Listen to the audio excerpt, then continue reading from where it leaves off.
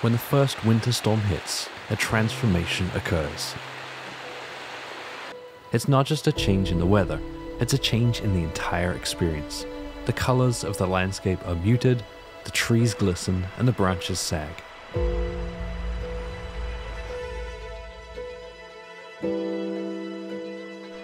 There's a strange, muffled silence that's unique to snow, and once hidden details in the environment stand out.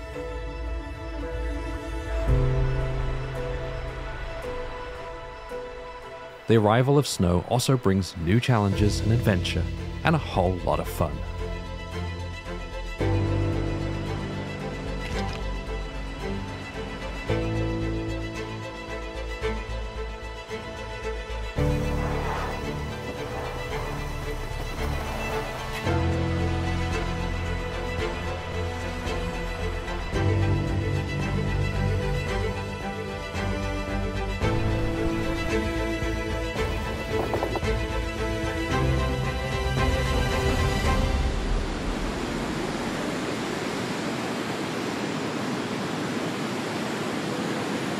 We've just reached the trailhead at the Arrow Rock Dam, about 25 minutes outside of Boise, where we are airing down, and I'm going to be airing down my new Nitto Recon grapplers. Kind of low, I'm thinking around 10 psi, because even though you wouldn't know it now, we are expecting a lot of snow tonight and over the weekend. Right now it's beautiful, clear blue skies, the sun's out, it's actually kind of warm. It's supposed to be going down to around 0 degrees. And we're expecting some significant snowfall, which I'm really excited about because I don't really do much snow wheeling. I don't really do any snow wheeling. With us were 4 vehicles. Will was leading the way in his white Jeep Gladiator. I was second in the green Jeep Wrangler. Following me was David in his grey Ford Bronco, and in the rear was Nathan in his white Toyota Tundra. We were heading over 60 miles towards Atlanta, Idaho, one of the most remote towns in the lower 48, which sits in the foothills of the Sawtooth Mountains.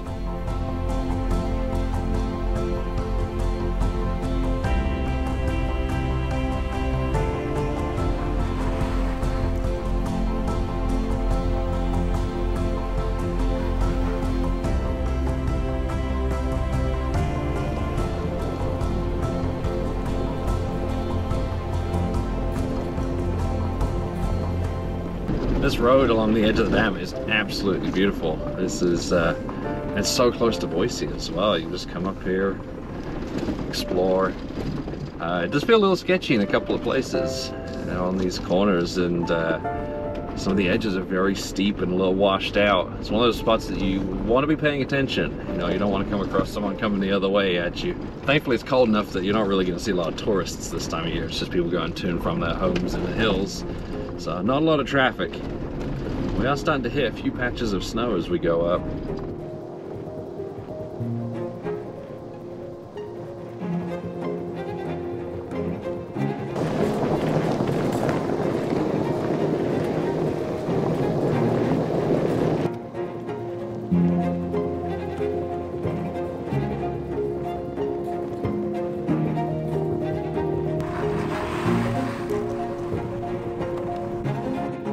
That black rock over there is pretty cool. Yeah, we don't typically get to see it.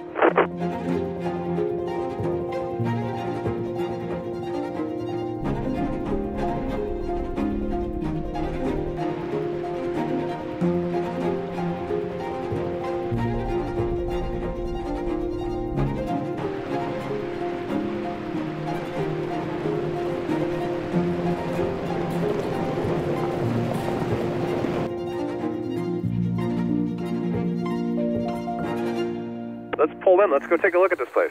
So just stopped at this tiny town of Twin Springs, which has apparently a population of 4 people, but it has a few cabins around here, and an entire little settlement that's based around the hot springs. There's also a cool little tourist attraction, I guess, where apparently there used to be a rattlesnake.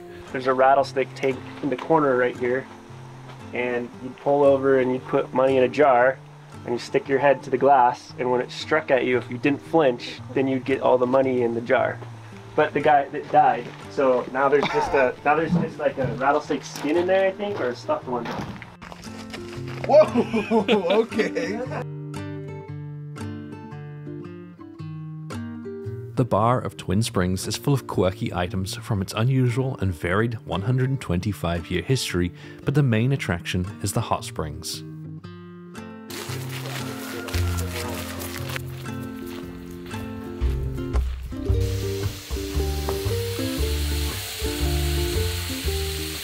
That's so warm. Wow. What do you think it's at?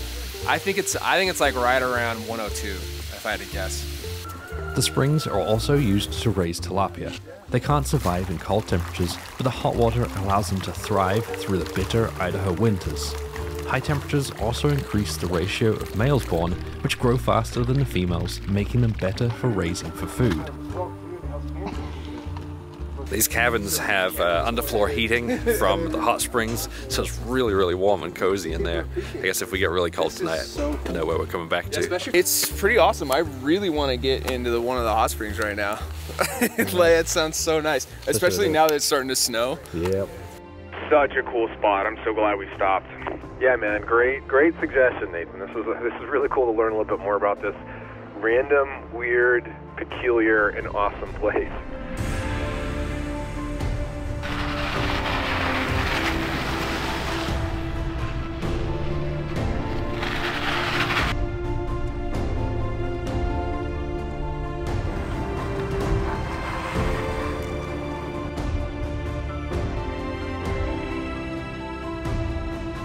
The hot springs over here to the left. You'll start seeing these all over the place along the river. You can see the steam coming off there.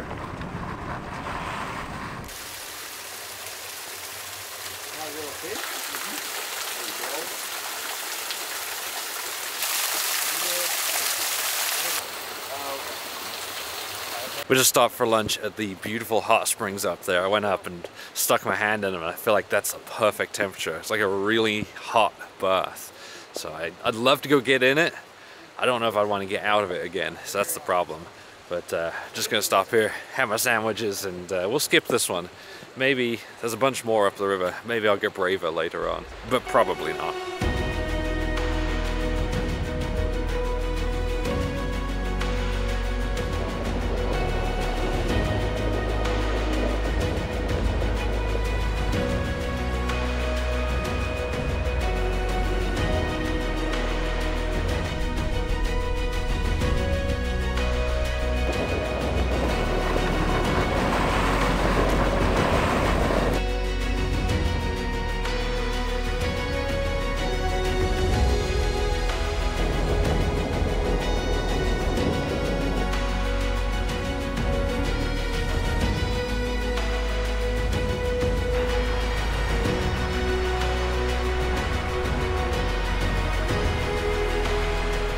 Some boulders down here on the side of the ramp. That shouldn't be a problem.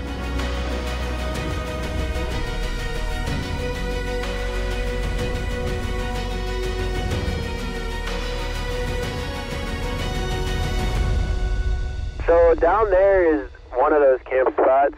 It'll be the turnoff on the right up here.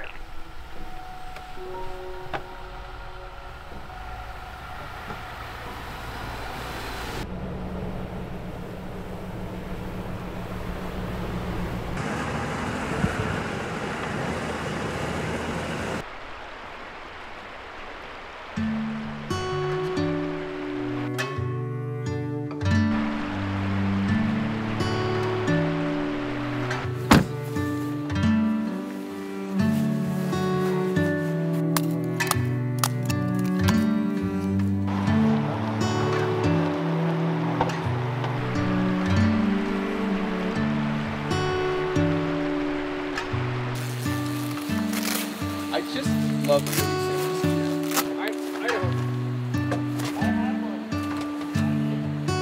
You do have one?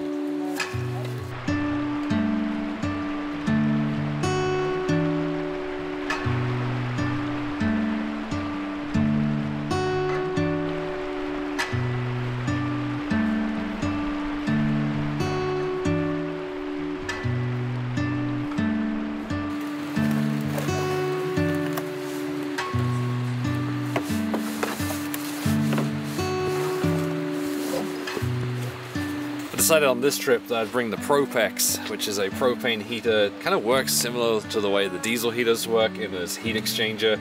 So you got combustion air in, combustion exhaust, and then the heat exchanger in the middle warms up the air here. So this brings air down from the tent. This sends hot air into the tent, and it produces some very hot air. Just a lot more reliable than a diesel heater. I don't have to worry about carrying diesel fuel either. So I'm going to use that tonight. If it gets as cold as they say it's going to get, and I'll probably be very warm up in that tent. Probably too hot. So it may be one of those things where I just kick it on for a bit just to warm up, snuggle down in my sleeping bag, and yeah, turn it on in the morning just when I get up. So we'll see. In the meantime, I'm going to layer up and then go join them by the fire.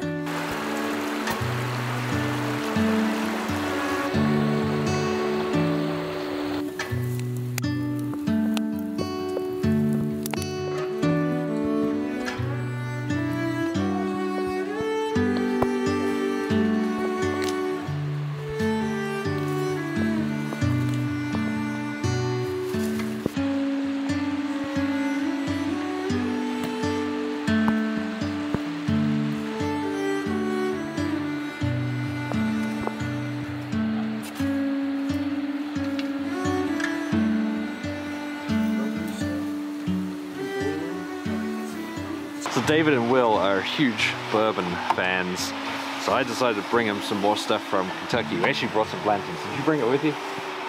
Oh yeah. Oh yeah. So we got Blantons and Eagle Rare, but I also picked up some of this stuff for them.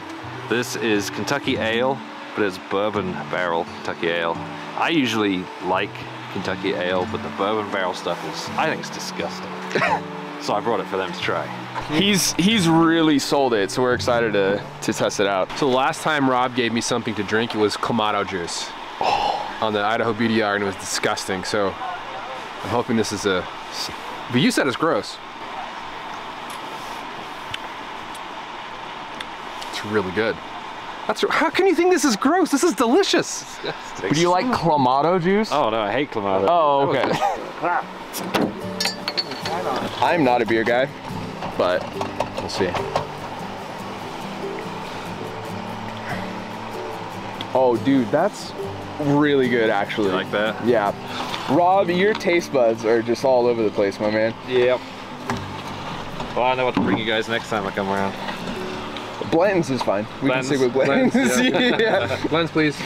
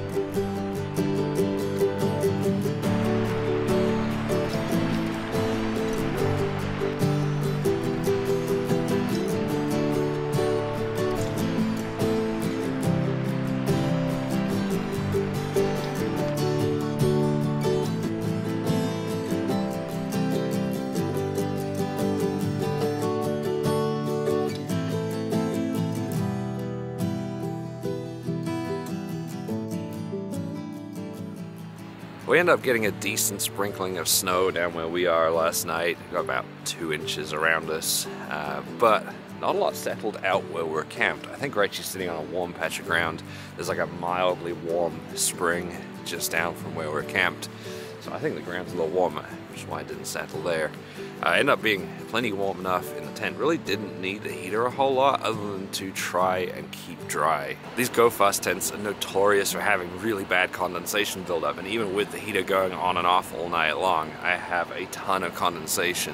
So I've got the heater going now full blast to try and dry it off in there. This is where something like the iCamper shines, because the way they use the canvas is breathable and it makes it a really good 4-season tent.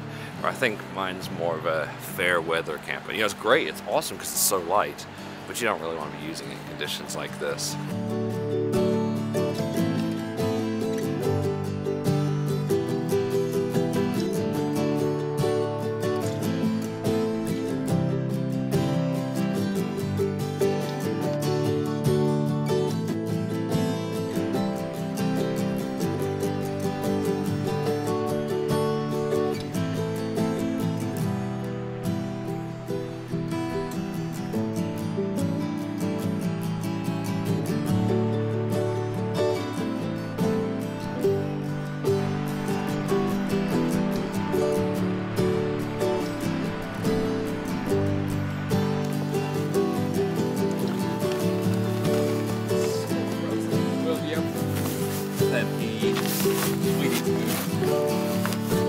Well, it took us forever to get packed up this morning. Obviously I had to wait for the tent to dry out. It did thankfully dry out with the heater, but then all of us took a really long time packing the tents away because they were covered in ice and they're really, really cold.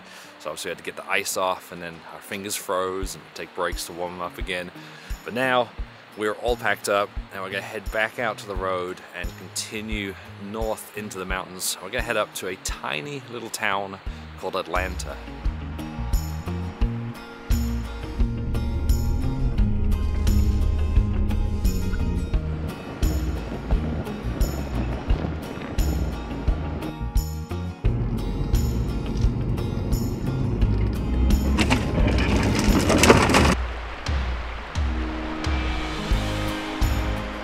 The branches that we came through yesterday are so way down right now. Hold on.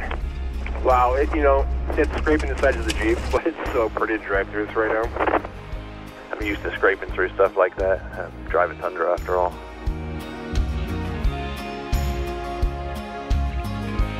I'm loving watching all the snow fall off the branches as the Bronco squeezes through.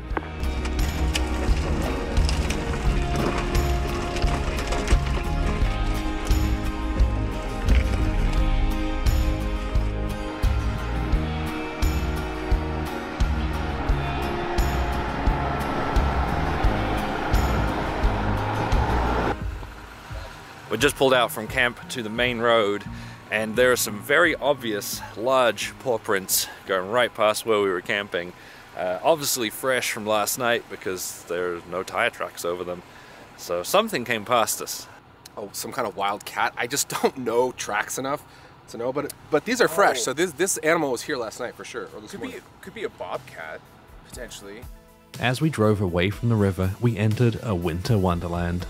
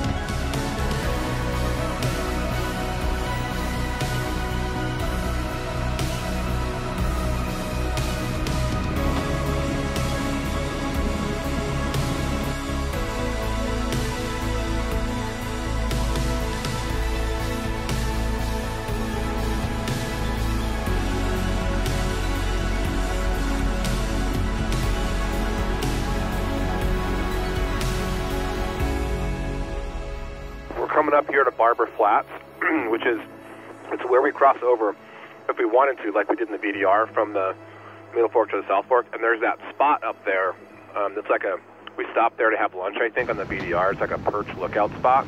We could try to get up there if we wanted to. Yeah, I think we should. So there's a little offshoot from the road that we're taking that heads up into the hills. This is an offshoot I did like a year and a half ago in July that heads up to an amazing viewpoint in the hills. So I know it's worth going up to, but this time it's not July and there's lots of snow on the road. So it's actually a pretty good test to see how these Recon grapplers do in the snow. So far, I mean, we're going uphill. Doing great. Haven't lost traction at all. But it does also get steeper.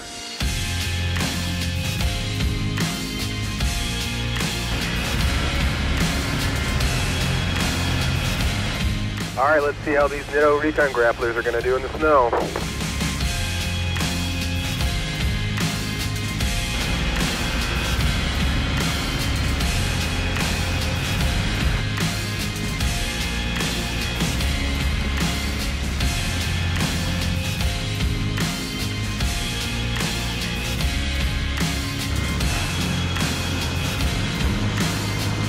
Rob, this is where it gets a little shelfy.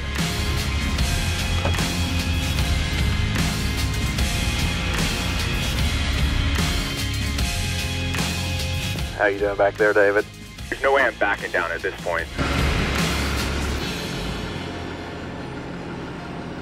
This is a super sketchy looking washout on this ledge. I don't know if I want to do it. Let me get out and take a look. We'd come to a significant washout that had cut away at the road. To get by, we'd have to drive through it, causing us to lean towards a huge drop. Not feeling it? Not feeling it, dude. We just came to this washout on the road that wasn't here last time we came up here, and honestly, I'd do it in the dry, but I'd be uncomfortable. With it being snowy, really slippery, there's just no way. I'm not doing it.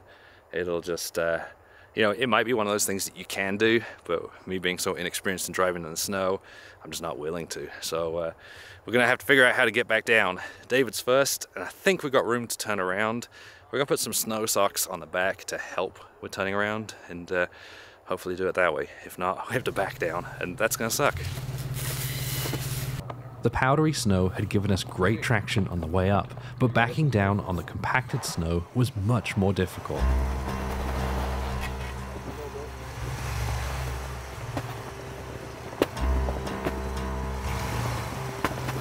The socks gave extra traction to the back wheels, so we didn't have to worry about them sliding around and could correct with the front.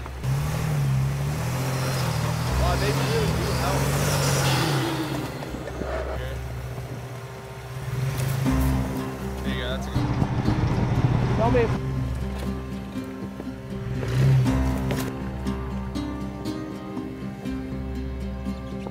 Will, what'd you think of the tire socks? I thought, number one, I thought they were they look really good. They're really sharp, really attractive. No, honestly, I thought they were good. This snow is kind of wet underneath, so there's not a lot of good traction. And as I was trying to turn it around, it gave some good grip in the back to kind of get it up the side of the mountain a little bit. So I think they work. I'm not sure they're as good as chains, but they're good. From an outside perspective, I agree 100%. It looked like they worked. Don't think they were as effective as chains, but they're definitely a lot lighter for the few times a year you use them. So I'll put a link to them in the description if that's something you are interested in. I'd bought the socks for my 35-inch tires, so Will, with his 37s, couldn't fit them. The difference was immediately obvious, as he was sliding around a lot more. I don't like it. Let's put traction bolts right there. You have some? Yeah, good idea. I'll pull them out. Good idea. There's another spot like this down there that we're for sure going to need traction boards. Okay. Okay, we'll just keep them out. Oh, yeah. That's not too bad.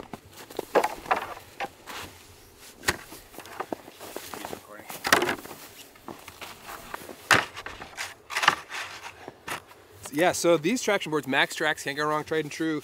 And actually, you'll never believe this. I got these from a website called RevereOverland.com. It's not just a hotspot for the YouTube's most favorite overlander. It's also a place where you can buy stuff. And Rob was great. He shipped these to me right before a big trip in Nevada. Got them in time. And I've used them probably 15 times since then.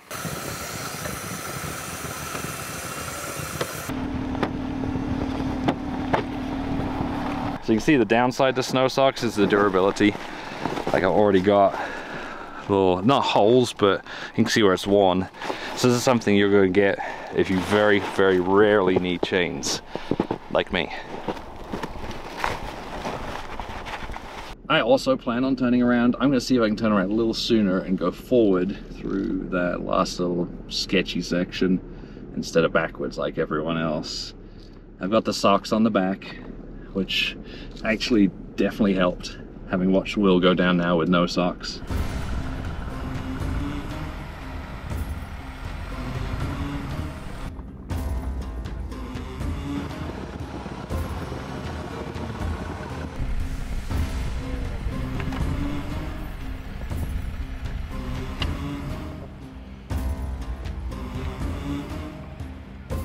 By the time I made my way down, the trail had been compacted and slipped around on enough that it was really slick. I approached what had been a small and inconsequential washout on the way up, and immediately started slipping towards the edge. Hey, when you get around there, can I have a spot to make sure I'm not sliding into this washout? Can you back up?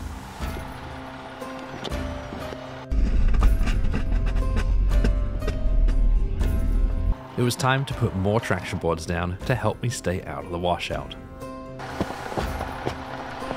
Straighten out.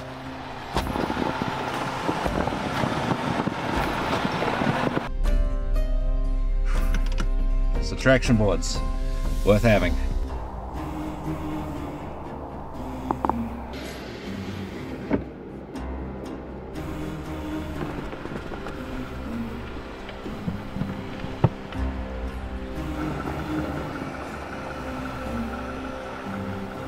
Put it, yeah, right there. He wants to get up higher. Just like that, yeah.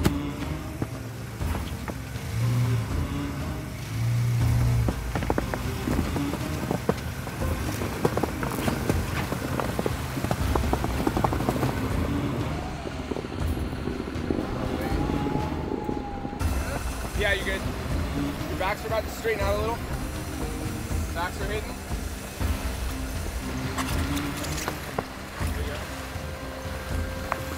I swear he went through that more easily than you did. It's still, I bet you that wasn't fun. You didn't enjoy that. This is the last sketchy part. And then we're down, and we're free, and I've decided no more ledge roads.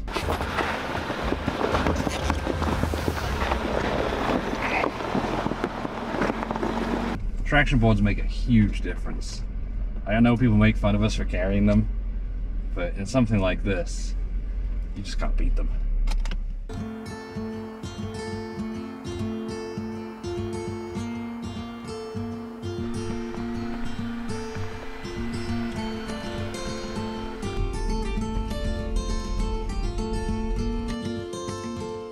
We were out, and we made our way back down to the main road to continue along the river.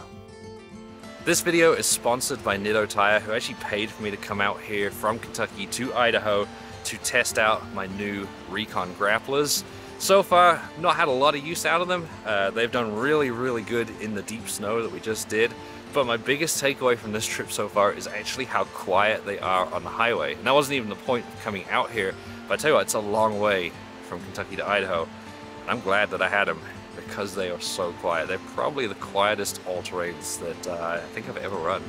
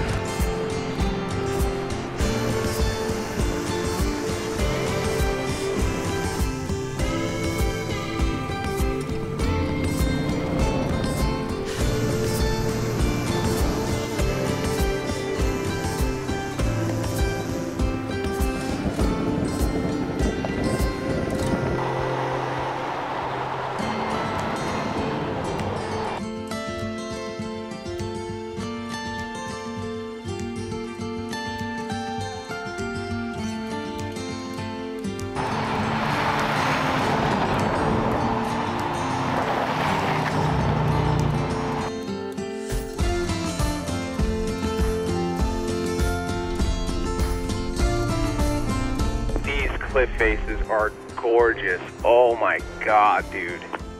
Yeah, this is one of my favorite spots. This is the road we came along a year and a half ago, along the Idaho BDR, and it is absolutely incredible. Beautiful in the summer, but coming through here in the winter with all the snow, I feel like it's even better.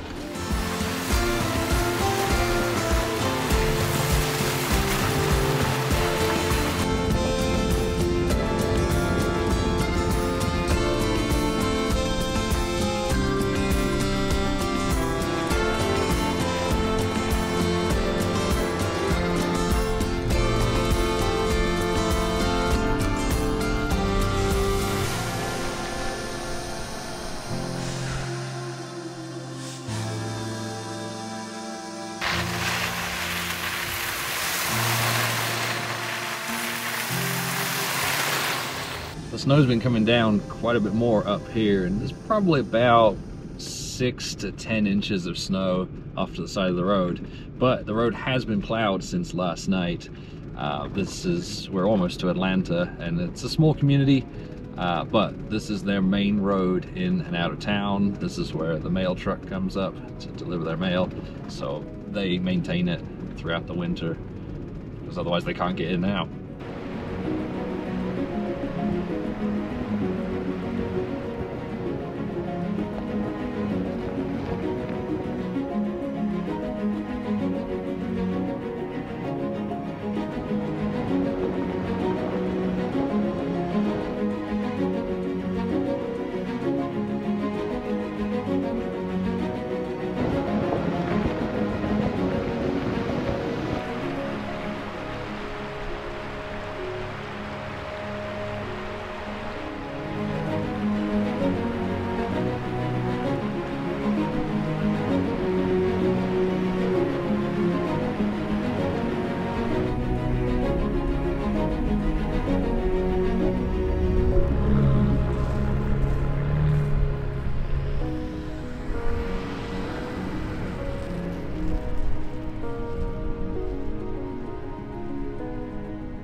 We have just made it to Atlanta, our home in the Sawtooths.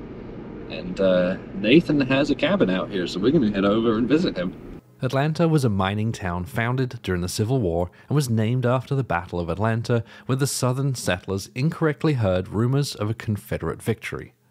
A lot of the town's residents leave for the winter, but there are an estimated 27 people who live there year-round.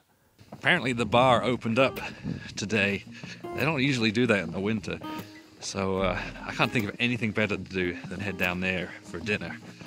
So that's where we're heading. I'm excited. I'm super excited. Hopefully they got some good whiskey.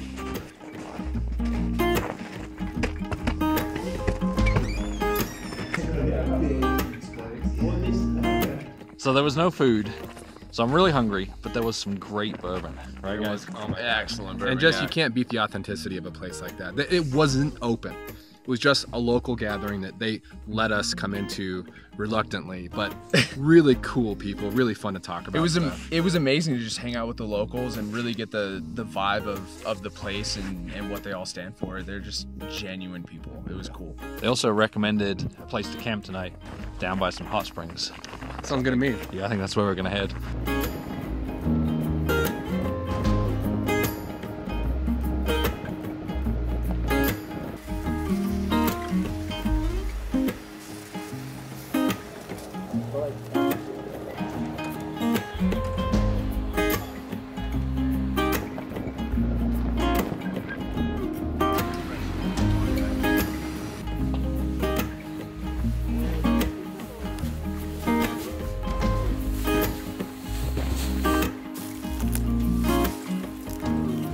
I love the Smart Cap, and I don't think this is a knock on the Smart Cap at all, but these latches, which I love, get frozen, and so they don't actually open when it's, I don't think they were like tested in the Idaho winter, and so they get real frozen. They don't want to open again, which stinks when you just want to get your ladder out and like get into your tent. It turns out that the doors weren't the only thing stuck. Will's ladder was also completely frozen up. We've made it out to a really secluded spot where we're going to be camping for the night. And this is a spot that was recommended to us by one of the locals at the bar earlier. And it's a really cool spot, but very snowy. Got like a foot to a foot and a half of snow out here. So I drove around a bunch to pack it down so we can walk around. And I've also set up the heater. And I'm going to be leaving this running all night. Two reasons. One, hopefully to help with the condensation buildup that I got in the Go Fast camper. And the other, you might see that hose that's going off to the side. Will is piggybacking off it, so we're splitting the heat because his Viver, or whatever it is, diesel heater is just not working for him. So I'm gonna go up and get into bed because it's already pretty late and we've got some cool stuff planned for tomorrow. Hopefully we stay warm tonight.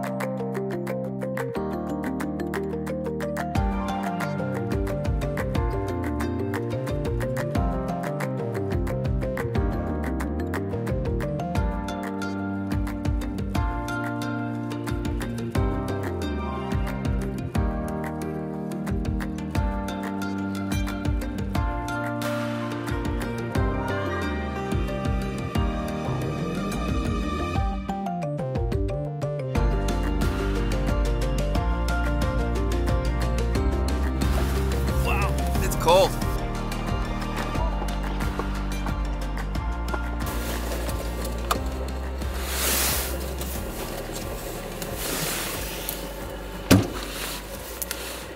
It was a cold night last night, and the only thing that stopped my drinks from freezing is being in the fridge. The fridge is actually keeping our stuff warm. Everything else that wasn't is frozen. This year I've had a goal of reaching 100,000 subscribers by the end of the year. And last night, at some point while I was asleep, I finally hit that goal right before the end of the year. So we've made it. I guess you guys, you can unsubscribe now. I don't need you anymore. No, just kidding. Stick around, please.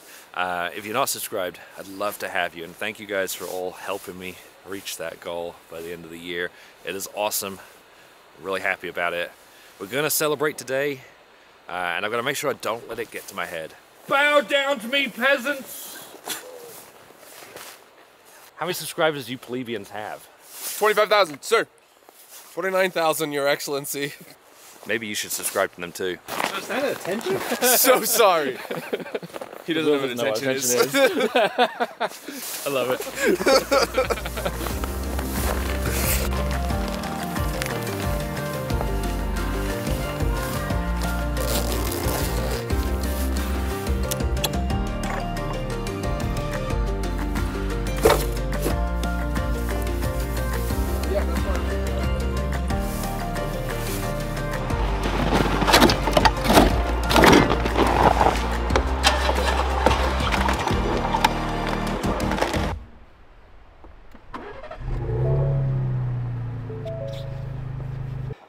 The boot on this side got water or snow in it or something, and overnight it froze. I think I was plowing snow into the camp site last night, so it's frozen up. Will has a buddy heater, so we're gonna put that on it for a little bit and try and get it to freeze or to thaw out. The steering rack appears to be frozen up on David's Bronco. Like, he can't turn at all. He's been trying to thaw it using a torch and buddy heater, and has had no luck. So I think what we're gonna do is tow him back to town. So I think the decision is to tow. It's gonna be a real sketchy, dicey tow because he can't move his front tires. So we're just gonna try to hopefully like slide him around the corners. But the good news is I packed my trusty Factor 55 recovery bag. This is a sawtooth bag, and it literally has everything we need in here. We've got soft shackles, we've got a tow strap, we've got a tree saver, we've got a little harness. So I think we can put this together in a way that works. And then the towing, we'll see how that goes, but at least we got the stuff to do it.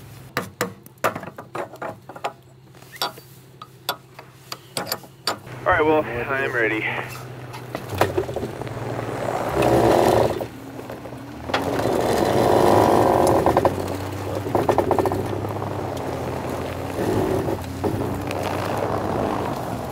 when he was turn, he just hits the brakes.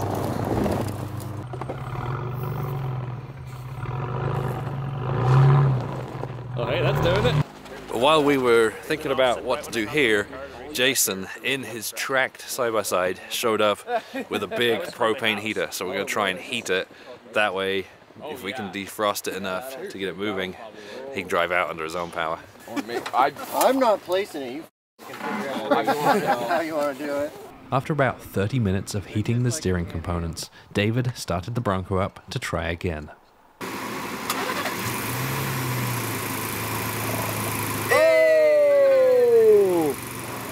Wheel turn. On the wrong side.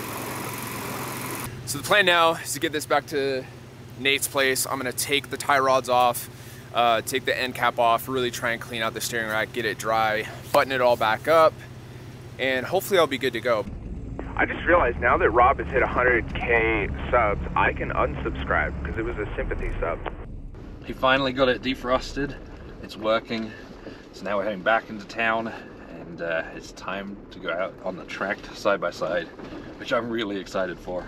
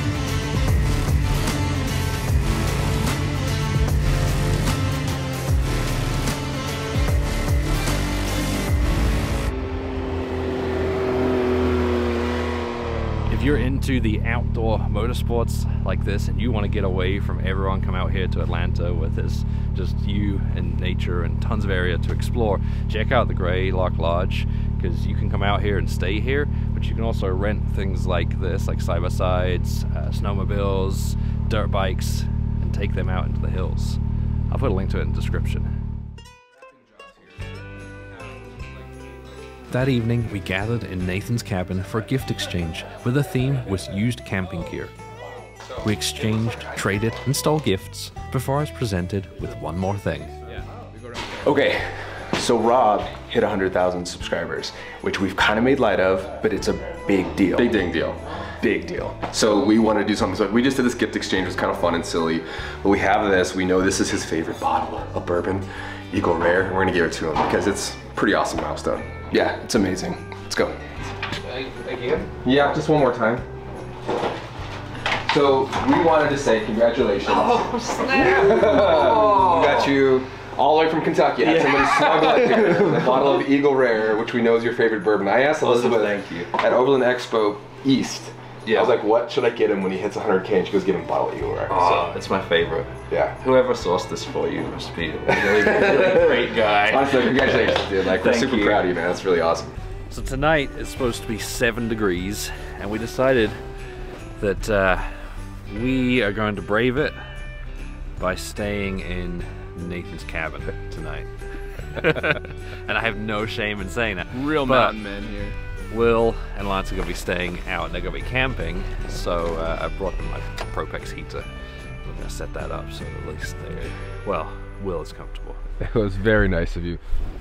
This is the best thing about these drawer systems. The SHW ones, like it's like a tote. Oh yeah, look at that. Just take the whole thing out. Usually it's useful for when you get home and you want to unpack. But it's useful here at camp.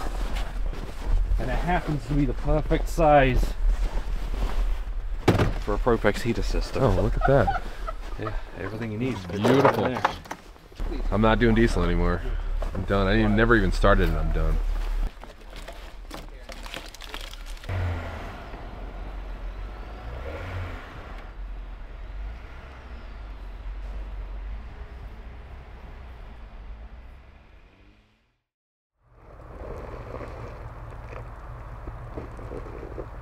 The next morning, while the campers were packing up, David and I had no regrets, although David did still have some problems. Last night we slept in the warmth and comfort of Nathan's cabin, but David's Bronco was parked outside in the cold, and once again the boot or the steering rack, something in there has frozen up. So he's setting up the propane again to get it thawing while that is defrosting so he can actually steer and not have to just drive in a straight line. We're gonna walk around town and go check out the old jail.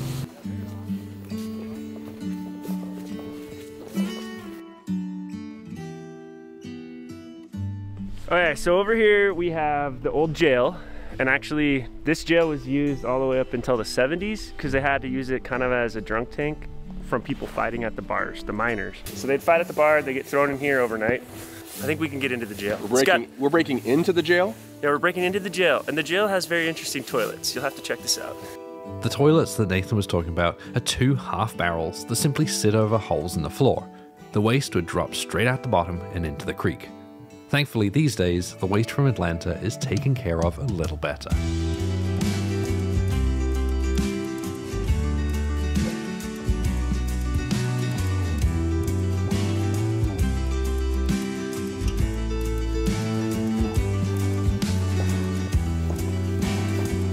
I can only walk about 100 feet like this and then my legs are tired.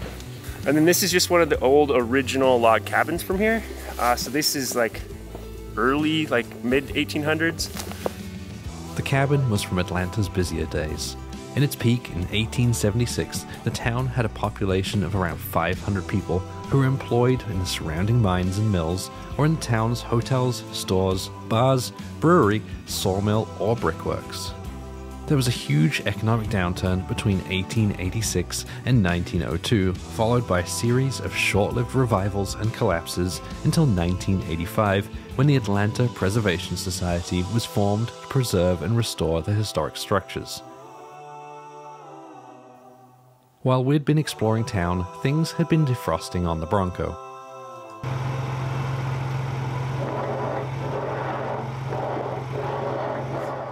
We just got back and it took a couple more minutes with the heater to get everything defrosted on David's Bronco, but it is now working. He can steer, and we're gonna get out of here while we still can, before it all freezes up again. I think it's going to be a while till I am able to hop in this thing and not get anxiety about whether the steering wheel is going to work or not.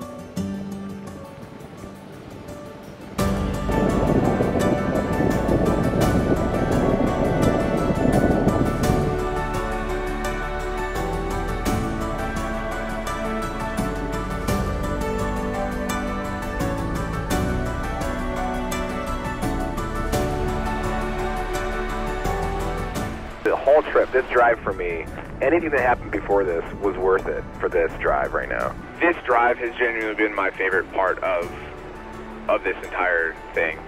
It's so beautiful, I can't wrap my head around it.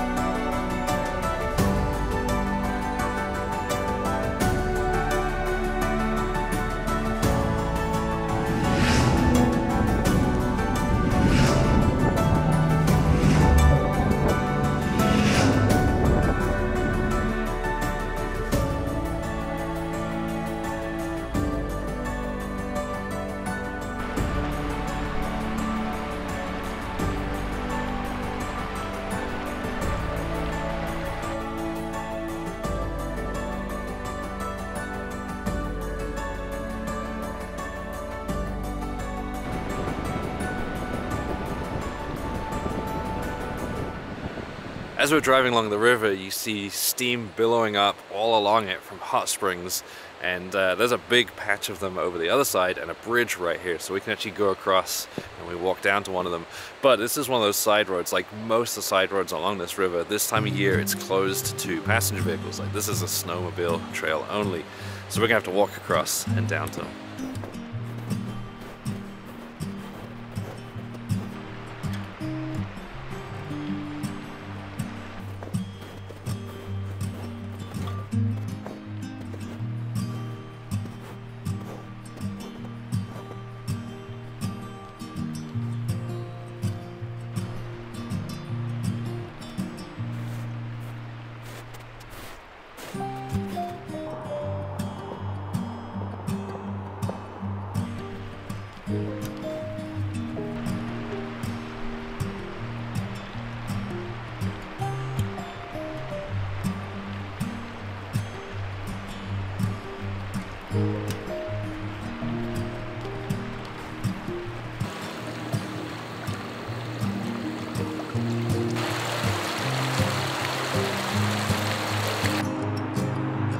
Look how warm it is here. Oh, warming my feet up nicely.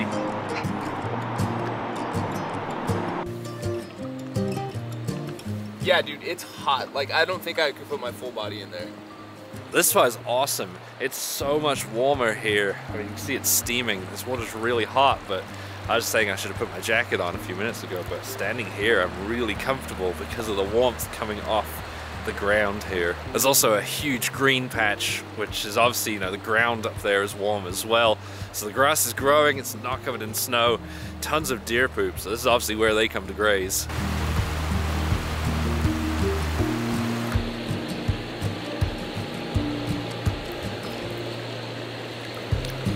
this would be the pool to hang out in. It's really nice, hot to the touch, like a really hot bath. What's crazy is just standing here on the ground, not even in the water, I can feel the heat of the ground coming through the soles of my boots. These are insulated boots that I've been wearing in the snow, and I can feel the warmth. This is an awesome spot.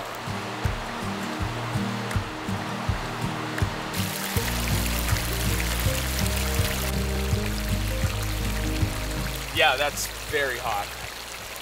I think you could cook noodles.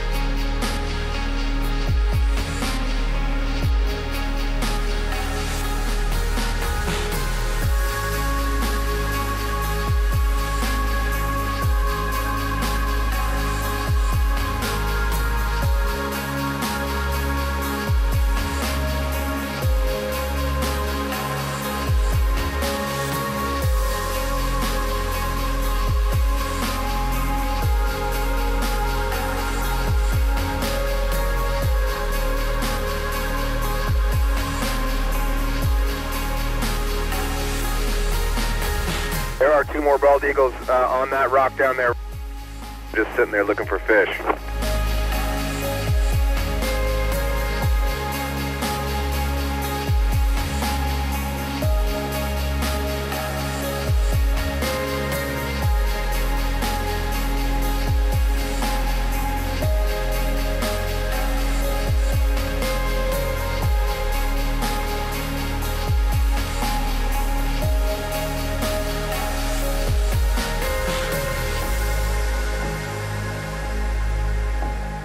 I've never seen so many eagles in one spot as this reservoir. We've passed, you've seen 4 of them now, and 3 of them definitely bald eagles. One of them I couldn't tell through the lens or through the binoculars. Looked like it could have been a golden eagle, a juvenile, or maybe a juvenile bald eagle. It's still really cool to see.